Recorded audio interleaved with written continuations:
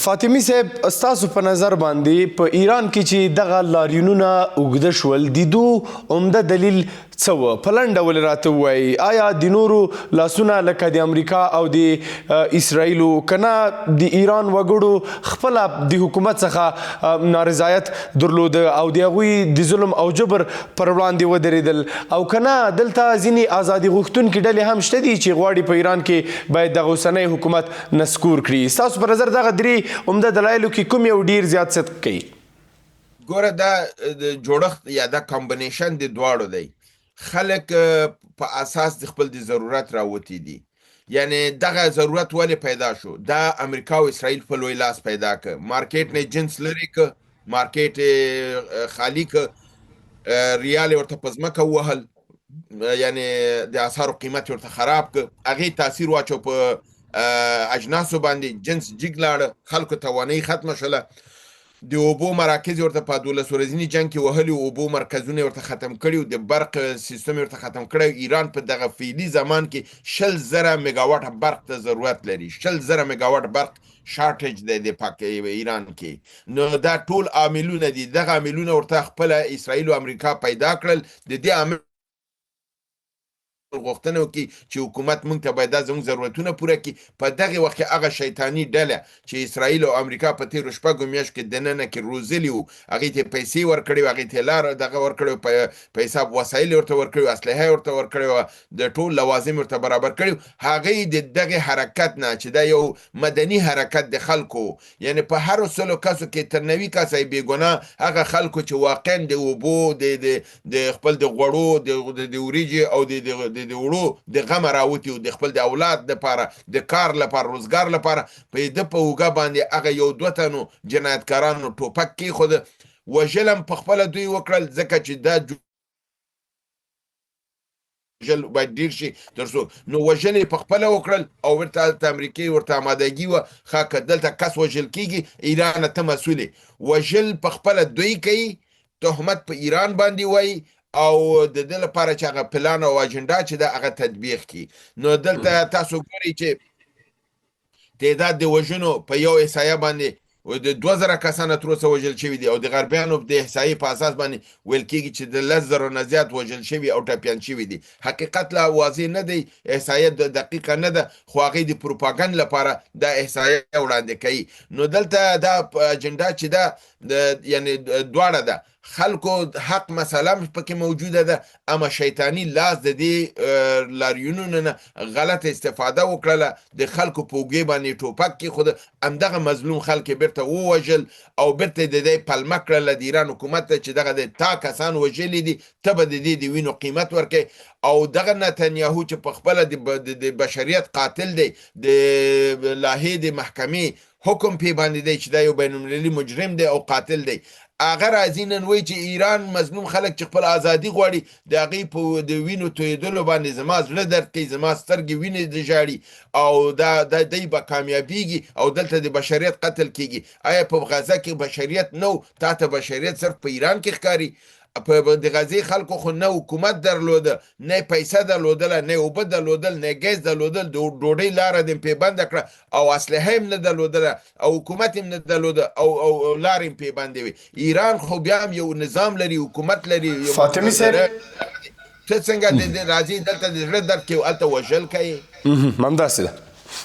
فاطمي صاحب څه فکر کوئ چې آیا دغه لاریونونه به د ایران په اوسني حکومت باندې کوم تاثیر وکړي؟ هغه شننې چې وړاندې کیږي چې ویل کیږي که چېرته دغه لاریونونه دوام وکړي نو دغه اوسنی حکومت به نسکور شي، که نه ایران به یې وکولی شي چې دغه لاریونونه کنټرول کړي او لا یې کنټرول کړي دي؟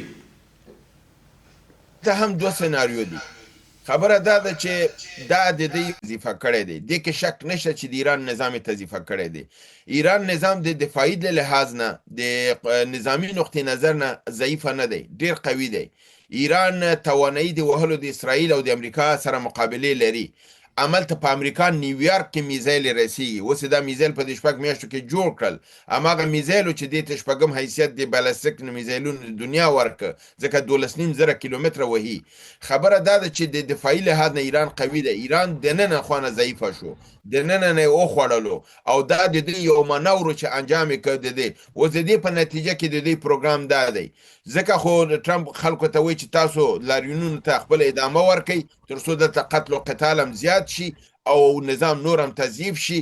او بیا کله چې دوی که چېرته دننه نظام کې تغییر راغی چې خامنه ای حذف شي یا ووژل شي یا خامنه ای وتښتېږي او نظام اصلاح طلبانو لاسته ولویږي، په هغه صورت کې امریکا او اسرائیل نور بیا برید نه کوي، نظام تغییریږي، دی ورسره لاره جوړوي.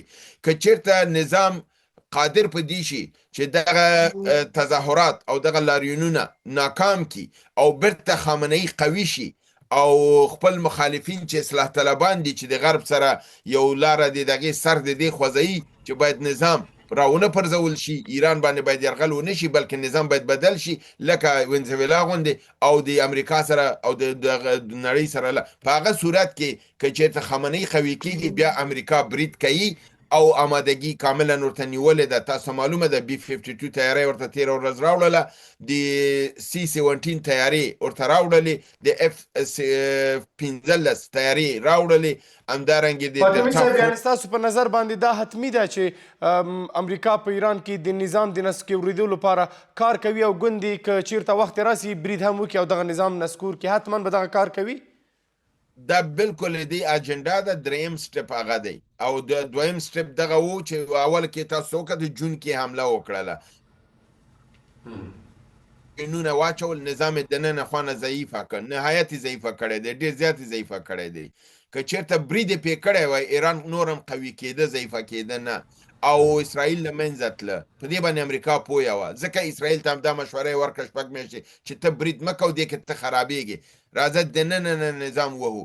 د څلور خواو نه راګیر که پاکستان د خوا نه نفر ورننوتل، د اذربایجان نه ننوتل، د کردستان نه ننوتل، د عراق نه ننوتل، د ایران د سوریې نه راننوتل، او دننه اوس لابیګري د دغې موساد هغه د ما مخکې تاسو چې پامپیو خپله وایي چې د تظاهراتچیانو په اوږه په اوږه د موساد غړي ورسره اوږه په اوږه روان دي. یعنې موساد استخبارات په ایران کې موجود دی، هلته پیسې توزیع کوي، هلته اسلحه توزیع کوي. دغه د پاکستان د لارې نه دا درې جوپې چې د دې مخه ایران نیولې ده، د دې درې واړو جوپو کې دونه اسلحه وه، ځکه چې د دې تاسو ته ما خپل یو ویلاګ کې بله ورځ دا جریان ویلی دی، یو ورور راته دا لیکلی و چې فکر کوم د ایران نه و که د پاکستان نه دا جریان یې راته لیکلی و په نامه د عبدالحی. هغې دا لیکلي و چې یو درې کښتۍ پاکستان ته راغلي وي، هغې کې ډېره زیاته اسلحه وه، هغه اسلحه د شپې د خوا نه په پاکستان کې کوزه شوله، د نظامیانو د پاکستانیانو هغه مخفي ځای ته ورسوله او دا اسلحه لپاره امریکا رالیږلې وه اسرائیل پاکستان ته چې دا به د سیستان و بلوچستان د لارې نه ایران ته ځي، دا به توزیع کېږي او کار څو میاشتې مخکې شوی دی. نو لپاره دې کېدی چې دا درې جوپې به ایران راګیرې کړي، مګم داسې به وي چې دوه درې جوپې به تېرې شوي وي، اسلحه به تلي توزیع شوي. فاطمي صاحب د بحث وخت کم پاتې دی، یو 15-16 نورې دقیقې لرو، غواړم چې دغه پوښتنې یو څه لنډې راته ځواب کړئ. څه فکر کوئ چې د ایران د اوسني حکومت اپوزیسیون رضا شاه پهلوي په ایران کې نفوذ لري چې هغه سبا ته وکولی شي په ایران باندې حکومتداري وکړي که چېرته د ایران حکومت نسکورېږي که نه؟ فکر کوم چې دا آپشن چې دی دغه اختیار چې و چې رضا پهلوي به راولي، اوس په خپل امریکایان دا دغې نه تیر شوي دي. لپاره دوی دا 18 ورځو کې دغه اوس دغه بیان چې ده ورکړی د ده حیثیت یې نور هم ټیټ کړ، چې دی ویلي چې ما خو خلکو ته نه دي ویلي چې راوچت شي. یو سیاسي رهبر هېڅکله دا خبره نه کوي، دی وایي چې ما نه دي ویلي، خپله راوچت شوي دي. یعنې که کامیاب شول ځمه، که کامیاب نه شو نه ځم. د ده لپاره د امریکا دغه چې اجنډا چې ده بدله شوې ده، اوس رضا پهلوي باندې کار نه کېږي. رضا پهلوي اوس دوی نه راولي، اوس دوی غواړي چې د ایران کې دننه فرضاً یا ظریف راشي یا فرضاً سید عباس عراقچي راشي، خامنه ای لرې شي، نظام دننه نه بدل شي، دغه د زعامت او د رهبر روحاني چوکۍ چې ده دا له منځه لاړه شي، رئیس جمهور په ایران کې رئیس جمهور شي او د خلکو د استازیتوب په اساس باندې د نړۍ سره خبرې د نړۍ سره هغه مراودي چې دي د تفاهم او د په حساب د صلح د لارې نه حل کړي. نو اوس دوی دا غواړي چې دننه نه اصلاح طلبان قدرت ته ورسیږي او انقلابیون چې دي چې په هغې کې خامنه‌ای شي، ولایتي شي او لاریجاني شي او فرضاً قالیبان او دغه یو نظام دی، دوه قدرتونه دي پکې، یو پکې رئیس جمهور دی، یو روحاني رهبر دی، یو شورای عالی ده، یو شورای خبرگان ده، یو ملي اردو ده، یو سپاه پاسداران ده. یعنی په نظام کې نظام دی. دغه یو نظام باید د سر نه لرې شي، یو نظام باید پاتې شي او وشي کولی د خلکو استازیتوب وکړي او د نړۍ سره دی مخکې. فاطمي صاحب څه فکر کوئ؟ فاطمي صاحب څه فکر کوئ چې د ایران متحدین له دوی سره مرسته کولی شي د دغه وضعیت په کنټرول کې، لکه روسیه، چین او هغه نور چې له دوی سره متحدین دي، که نه دوی هیڅ نشي کولی ځکه دا د دوی داخلي مسله ده او خپل نفوذ یې پر وړاندې راجګ شوی؟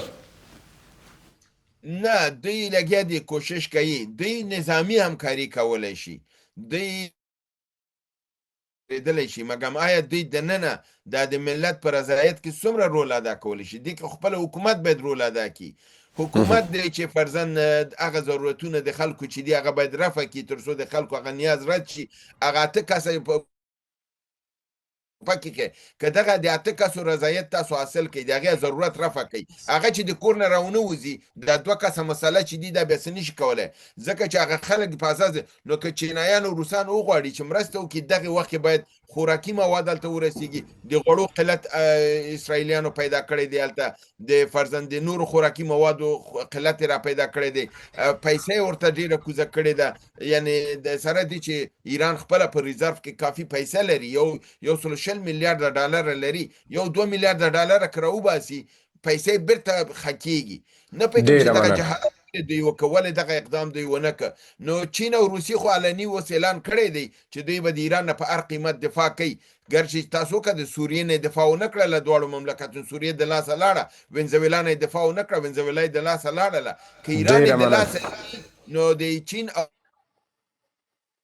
سیاست په نړۍ کې ختمیږي او د دې هغه هژموني په دې منطقه کې ختمیږي. نو دوی باید خپل د بقا لپاره هم د ایران نه دفاع وکړي ځکه د ایران بقا نه تنها چې د روس او د چین لپاره مهمه ده، د اسلامي نړۍ لپاره همچنان ډیره مهمه ده. ډیره زیاته مننه فاطمي صاحب، سلامات سئ چې په بحث کې مو راسره ګډون وکړ. درنو لیدونکو له تاسو هم ډیره زیاته مننه چې بحث مو تر پای شیبو راسره واورید. تر بیا چې زه بلال مشل د افاق په انعکاس خپرونه کې ستاسو درانه چوپړ ته حاضرېږم. په لوی الله مو سپارم. الله مو مل شه، ښې چارې او ښه وختونه.